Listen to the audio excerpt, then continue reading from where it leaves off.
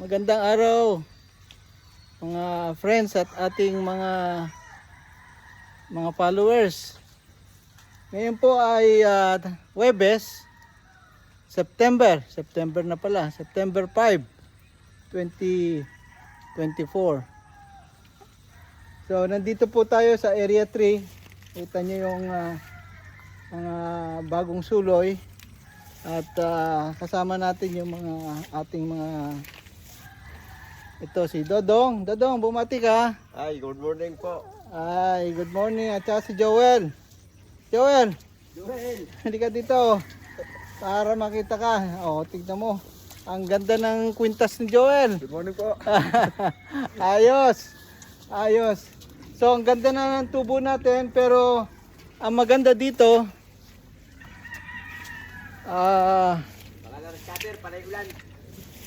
kailangan ng grass cutter, pero dadagdagan po natin ng mga bagong cuttings.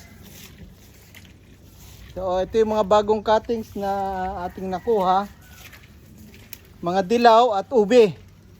So special itong mga cuttings na ito.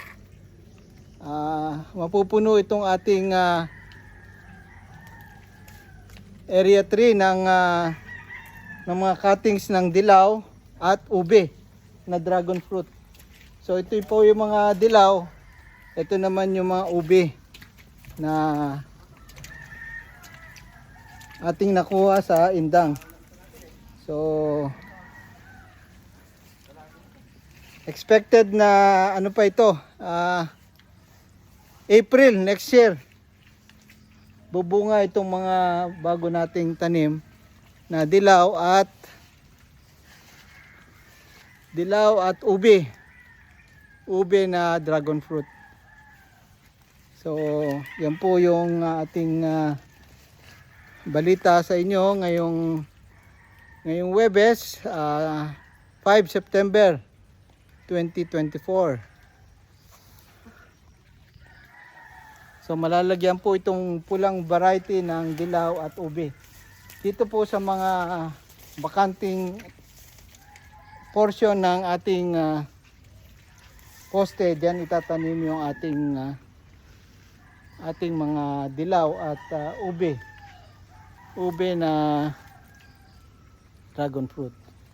So yan po ang ating balita sa inyo ngayong Huwebes, 5 September 2024. Magandang araw po sa inyong lahat. Thank you.